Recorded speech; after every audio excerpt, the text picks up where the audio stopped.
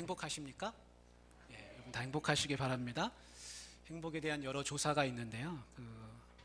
국회 미래연구원이라는 곳에서 발간한 자료를 설교 준비하면서 보니까 한 100페이지 되더라고요. 다 읽진 못했지만 이렇게 훑어보고 또 결론을 보니까 우리 삶의 대한민국 국민들의 삶의 만족도가 수년째 계속 하락하고 있다고 합니다.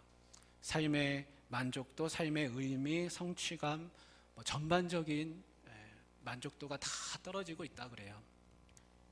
그 자료만 그런 게 아니라 서울대에서 조사한 자료도 있는데 또 전체적으로 행복도가 하향되고 있습니다. 여러분, 교육 수준도 많이 높아졌습니다. 경제도 많이 발전하고 있습니다.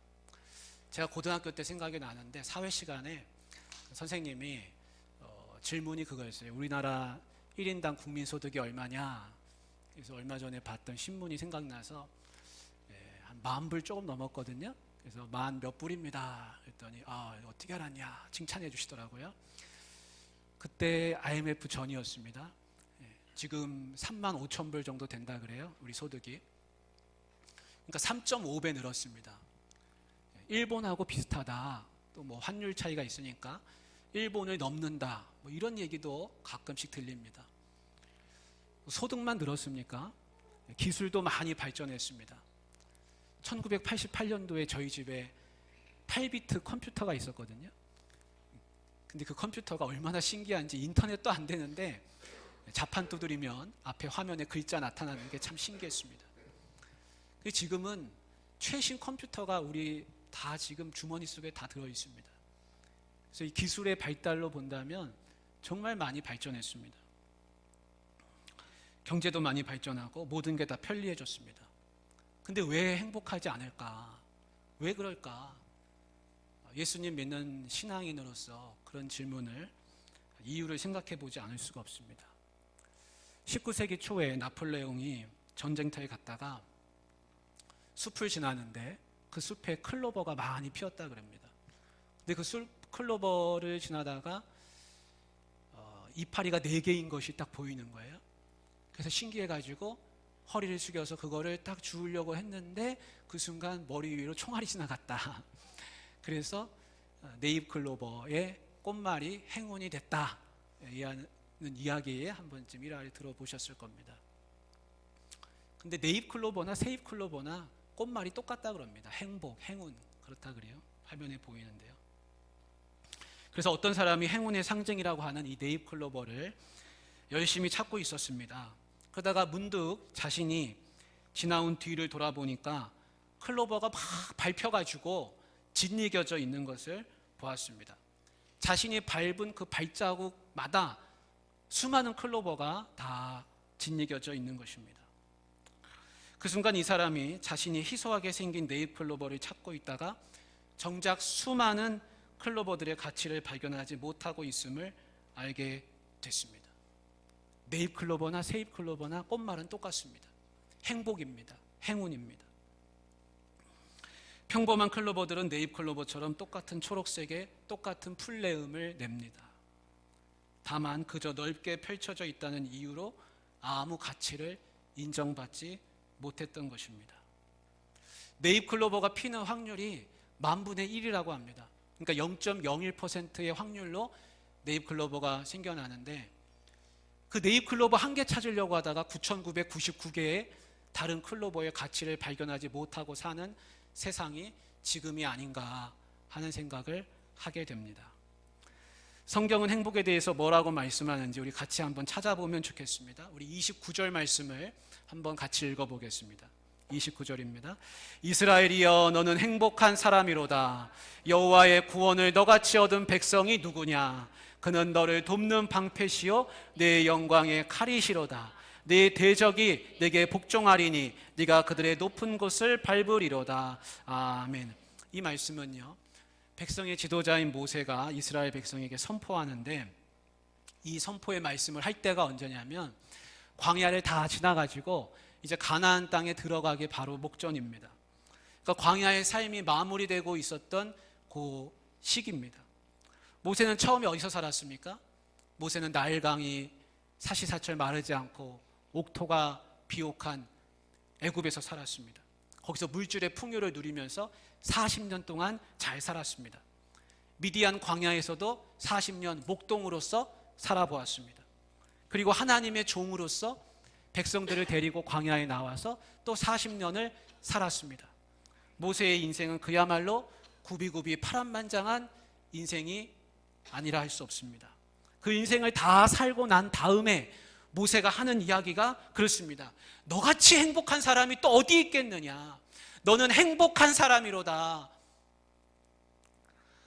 그렇게 말씀하는 겁니다. 근데 이유는 뭡니까? 왜 행복하다고 합니까? 29절에 말씀합니다. 여호와의 구원을 너같이 얻은 백성이 또 누가 있겠느냐. 모세가 살아보니까 인생의 중요한 것은 하나님께서 너와 함께 하시고 너를 구원하셨다는 그 사실에 있다라는 것입니다. 그것이 너의 행복이다라는 것을 가르쳐주고 있습니다. 모세가 애굽에서 물질의 풍요를 누리고 문명의 혜택을 다 경험하면서 살아봤지만 하나님 없는 삶은 행복하지 않았다는 겁니다. 모세가 떨기나무 가운데 임하신 하나님을 만났을 때 소명을 받았습니다. 사명이 생겨났습니다. 그리고 변했습니다. 목동생활 청산하고 애굽에 가서 백성들을 데리고 나오게 됐습니다. 하나님을 만나고 나니까 그 인생이 의미가 있게 되었습니다. 만약에 모세가 그냥 애굽에서 행복하게 잘 먹고 배부르게 40년 산 거, 미디안 광야에서 목동생활 40년 한 거, 그것만 기록되어 있다면 우리는 모세를 그렇게 위대하게 생각하지는 않을 것입니다. 모세는 하나님과 함께하는 삶을 살았습니다. 문명세계가 아무리 빨리 변해도 내가 변하지 않으면 아무 소용없습니다. 근데 하나님을 만나면요, 내가 변합니다. 하나님을 만나면 내 존재가 변합니다. 최신형 스마트폰 있어도, 에르메스 가방이 내 어깨에 있어도 내가 달라지는 것은 아닙니다. 그거는 시간 지나면 다 구형이 됩니다. 하나님을 만나면 내 존재가 나그네에서 하나님의 아들로 변화되는 줄 믿으시기를 바랍니다. 옛사람이 새사람이 된다고 성경은 말씀했습니다. 하나님을 만나면 구원을 얻습니다. 그래서 행복해집니다. 사랑하는 성도 여러분, 하나님과 함께 더불어서 행복한 삶을 살아가시기를 바랍니다. 구원의 확신 가운데 분명하게 서 계시기를 바랍니다. 그러면 나는 이미 행복한 사람이라고 성경은 말씀해 주고 있습니다. 밭을 갈다가 보물을 발견한 사람은 얼른 집으로 가서 자기 재산을 다 팔아 그 밭을 산다고 했습니다. 진주 장사하는 사람이 세상에 하나뿐인 처음 보는 희귀한 진주를 발견하면 자기 소유를 다 팔아서 그 희귀한 진주를 자기 것으로 산다고 성경은 말씀했습니다. 나는 세상에서 가장 귀한 걸 얻었습니다. 나는 예수님을 얻었습니다. 나는 예수님의 구원을 받았습니다. 나는 죄 용서를 받았습니다. 나는 영생 복락의 삶을 얻었습니다. 세상에 그 어떤 다른 무엇이 이것을 대신할 수 있겠습니까? 세상에서 가장 큰 기쁨을 나는 이미 얻었습니다. 돈으로도 살 수 없고 내 노력으로도 살 수 없고 남이 대신 해줄 수도 없는 귀한 것을 나는 이미 얻었습니다. 그래서 모세는 이스라엘이여 너는 행복한 사람이로다. 여호와의 구원을 너같이 얻은 백성이 또 누가 있느냐라고 말씀하는 것입니다. 그리스도인이 그럼에도 불구하고 구원 받았음에도 불구하고 행복하지 못한 이유가 있다면 그것은 자신이 받은 구원의 가치를 제대로 아직 알지 못하기 때문입니다. 한 부자가 있는데 곳간에다가 먹을 것을 잔뜩 싸다 놓았습니다. 차고 넘치도록 갖다 놨습니다. 근데 그날 밤에 하나님이 그를 찾아오십니다. 이 밤에 내가 너를 거두어 간다면 네 곳간에 쌓은 것은 누구 것이 되겠느냐? 내가 쌓은 것은 다 내 것이 아니고 남의 것이 됩니다. 나의 생명을 잃으면 모든 것을 잃습니다.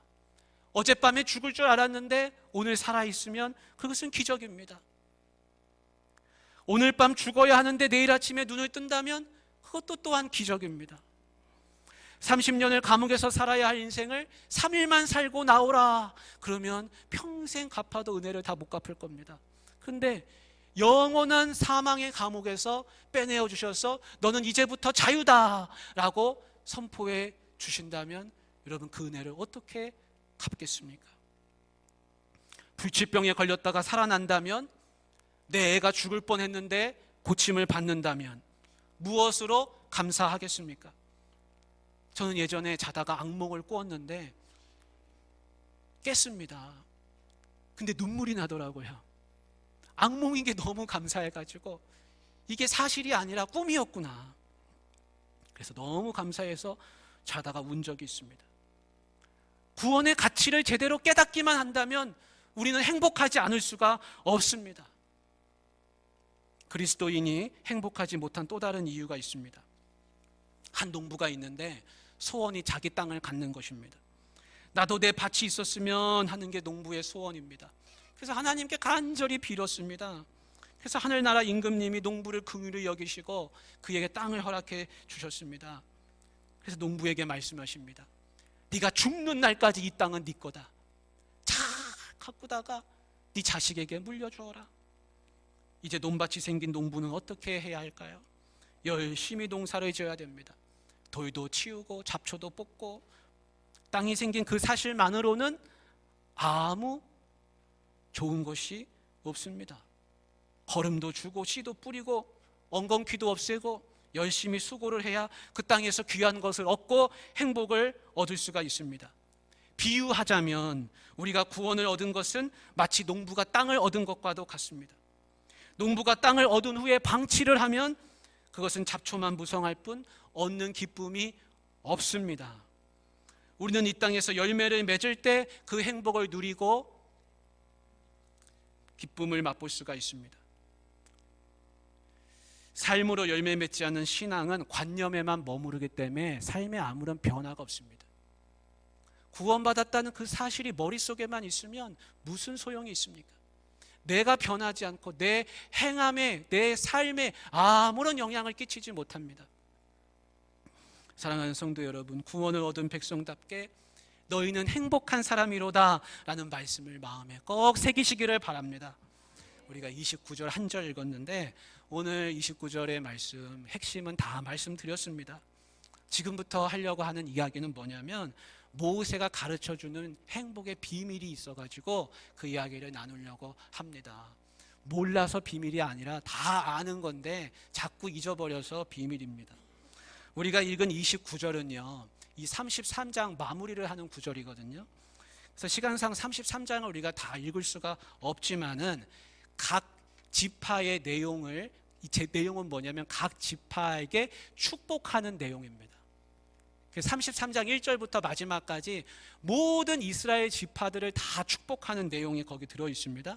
근데 이 지파들을 축복하는 그 내용의 특징이 뭐냐면 다 각기 다르다는 겁니다. 이게 뭘 말할까요? 제가 여러분 한번 축복해 보겠습니다. 목사로서 하는 축복이니까 여러분 기쁨으로 받으시길 바랍니다. 성도 여러분 건강하시고 자녀가 잘 되시고 가정이 평안하시기를 주님의 이름으로 축복합니다. 네, 아멘 하셨죠? 근데 굉장히 일반적이지 않습니까? 저분에게도 하는 거고 저분에게도 하는 거고 나에게도 하는 거고 일반적이잖아요. 근데 모세가 그렇게 축복을 안 했습니다. 모세는 어떻게 축복했냐면 각 지파별로 다 다르게 축복을 했습니다. 이것이 우리에게 주는 통찰은 뭐냐면 내가 받는 복이 저 사람하고 받는 복하고는 다르다는 겁니다. 다시 말하면 너만의 행복을 찾아라 라는 이야기입니다. 왜냐하면 서로 다른 행복이 있기 때문에 그렇습니다.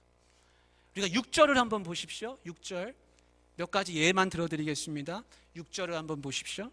같이 읽겠습니다. 르우벤은 죽지 아니하고 살기를 원하며 그 사람 수가 적지 아니하기를 원하나이다. 아멘. 르우벤의 수가 줄어들지 않기를 축복했습니다. 우리 요즘에 인구가 감소해가지고 대한민국 소멸한다고 하는데 르우벤 지파가 그랬습니다. 사람이 줄어듭니다. 그래서 사람 수가 줄지 않게 해달라고 축복했습니다. 7절에 유다를 축복합니다. 같이 읽어보겠습니다. 유다에 대한 축복은 이러하니라. 일러스되 여호와여 유다의 음성을 들으시고 그의 백성에게로 인도하시오며 그의 손으로 자기를 위하여 싸우게 하시고 주께서 도우사 그가 그 대적을 치게 하시기를 원하나이다. 아멘.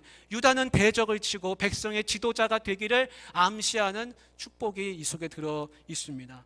모세는 모든 지파를 축복할 때 그 어떤 지파도 동일하게 축복을 하지 않았습니다.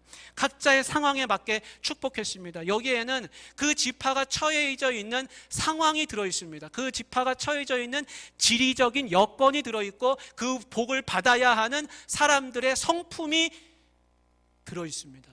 거기에 맞게 축복을 했습니다. 모세가 왜 이토록 서로 다르게 축복을 했을까요? 하나님께서 각 지파에게 주시는 축복이 다르기 때문에 그렇습니다. 그 말은 달리 얘기하면 각 지파가 자신이 누리는 복으로 인해서 다른 지파하고 절대로 비교하면 안 된다는 것입니다. 왜 우리는 유다처럼 축복 안 해줍니까? 가 아니라 우리가 받은 축복이 너무 특별하기 때문에 내 잔이 넘치나이다 라고 고백해야 할 줄로 믿습니다. 이거를 우리 아이들에게 한번 적용해 봅니다. 요즘에 한 반에 25명 있잖아요. 선생님이 아이들을 가르칩니다. 25명 아이들은 받아야 하는 복이 서로 다 각각 다릅니다. 그런데 선생님이 아이들을 어떻게 축복합니까? 한 가지 기준으로만 축복합니다. 공부 열심히 해라. 행복은 성적순이다. 선생님들이 잘못한다는 말이 아니라 우리 사회가 그런 방식으로 그렇게 적용을 한다는 것입니다. 성경은 너와 내가 받는 복이 다르다고 말씀합니다. 행복은 비교할 수 없다는 것입니다. 이 시대 불행의 시작은 남과 비교하면서부터입니다. 동일한 기준으로 행복을 셈하려고 합니다. 특별히 물질 만능주의, 물질의 많고 적음으로만 행복을 생각하면 상대적 박탈감에 빠져들 수밖에 없습니다. 사탄은 이 물질 만능주의, 맘모니즘을 가지고 사람들의 행복을 다 빼앗아가고 있습니다. 어떤 책에 나온 두 가지 선택지라는 글인데 제가 읽어드리겠습니다. 기업인 그렉 맥카운한테는 4자녀가 있습니다. 그의 딸 이브는 잘 웃고 제잘제잘 이야기도 잘했습니다. 곤충에 대한 책을 좋아하고 꼬박꼬박 일기도 썼습니다. 딸 이브와 대화할 때면 아빠인 그렉은 웃음을 터뜨리곤 했습니다. 14살이 된 이브는 매사에 피곤해했고 말수가 부쩍 줄었습니다. 그렉은 이브한테 사춘기가 왔다고 생각했습니다. 그런데 건강검진을 받으러 간 이브가 기본적인 반사 테스트에 반응하지 않았습니다. 그 뒤에 계속 증상이 심해지더니 질문에 한 단어로만 대답하게 됐습니다. 목소리도 점차 흐려졌고 밥을 한번 먹는데도 몇 시간이 걸렸습니다. 그렉은 이브를 데리고 유명한 신경과 의사들을 찾아다녔으나 누구도 이브의 병명을 알지 못했습니다. 여러 검사에도 원인을 알 수 없어 가족 모두가 지쳐갔습니다. 그렉은 자신한테 2가지 선택지가 있다는 것을 알았습니다. 첫 번째는 상황을 심각하게 여기고 24시간 이브를 걱정하면서 의학 잡지를 뒤지는 것. 두 번째는 상황을 조금이나마 가볍게 생각하는 것이었습니다. 그렉 부부는 후자를 택했습니다. 얼마나 길어질지 모를 상황에 지치지 않아야 했기 때문입니다. 그러자 해야 할 일과 하지 말아야 할 일이 명료해졌습니다. 최악의 경우를 생각하면서 걱정에 사로잡히지 않기, 왜 하필 우리야? 라고 질문하지 않기, 의사가 답을 모르는 상황을 불평하지 않기, 피아노 주변에 모여서 노래 부르기, 산책하고 책 읽기, 같이 저녁 먹기, 이야기 나누기, 함께 웃기. 이후로도 그렉 부부는 의사들을 만나고 검사 결과를 기다리면서 눈물을 흘렸습니다. 동시에 노래하고 즐거워했습니다. 2년이 흐른 지금 그렉은 이브가 나아지고 있다고 믿습니다. 이브가 웃고 농담하고 걷고 달리기 때문입니다. 걱정하며 사는 대신에 그렉 부부는 행복을 선택하기로 했습니다. 그들의 선택이 딸의 병을 고친 것은 아닙니다. 그러나 그들은 더 이상 불행해지지 않았고 악조건 속에서도 행복을 발견할 수가 있었습니다. 행복에는 분명 선택의 요소가 들어 있습니다. 끊임없이 남과 비교하면서 살 것인가? 아니면 주어진 환경에서 내 행복을 찾을 것인가? 비교를 멈출 것인가? 우리의 행복은 당연히 후자인 비교를 멈추고 행복을 찾아야 할 것입니다. 나는 왜 남보다 불행하지? 나는 왜 남보다 못하지? 왜 남보다 가난하지? 이런 생각은 한 번쯤은 나를 자극하는 데 도움이 될지는 몰라도 이런 생각을 계속하면서 사는 인생은 삶을 비참하게 살기로 작정하는 거하고 똑같습니다. 모세는 각 지파가 서로 비교할 수 없는 그들만의 축복을 선포했습니다. 하나님은 왜 다르게 지파들을 축복하실까요? 왜 하나님은 우리를 다 서로 다르게 축복하실까요? 이유는 너무나 명확합니다. 그거는 이들 지파가 각자 자신들이 받은 축복을 가지고 다른 지파를 잘 섬길 수 있도록 하시기 위함인 것입니다. 지파들이 받은 축복은 다르기 때문에 이 지파들은 서로 뭉쳐 살아야 합니다. 예를 들면 레위 지파가 받은 축복이 이렇습니다. 우리 8절을 한번 같이 읽어보겠습니다. 레위에 대하여는 일러스되 주의 둠밈과 우림이 주의 경건한 자에게 있도다. 이 둠밈과 우림은 뭐냐면 레위 지파의 제사장들만 갖고 있는 물품입니다. 제사장의 소품이에요. 그걸 가지고 하나님의 뜻이 무엇인지를 분별합니다. 레위 사람들은 하나님의 말씀을 대언하는 축복을 받았습니다. 대신 땅이 없죠. 이 축복 때문에 레위 지파가 다른 지파들에게 없어서는 안 되는 지파가 됩니다. 레위 지파가 없으면 둠밈과 우림을 누가 관리합니까? 누가 하나님의 말씀을 대언합니까? 요셉 지파가 어떨까요? 33장 14절부터 16절인데 길지만 같이 한번 읽어보겠습니다. 태양이 결실하게 하는 선물과 태음이 자라게 하는 선물과 옛산의 좋은 산물과 영원한 작은 언덕의 선물과 땅의 선물과 거기 충만한 것과 가시떨기 나무 가운데 계시던 이의 은혜로 말미암아 복이 요셉의 머리에 그의 형제 중 구별한 자의 정수리에 임할지로다. 온갖 선물이 요셉 지파에게는 가득합니다. 그들의 정수리에 복이 임한다 그랬습니다. 너무 부럽지 않습니까? 왜 그러냐면 그들이 위치한 땅이 그들 머리로 본다면 정수리 한가운데 있습니다. 요셉 지파가 차지한 땅이 아주 비옥합니다.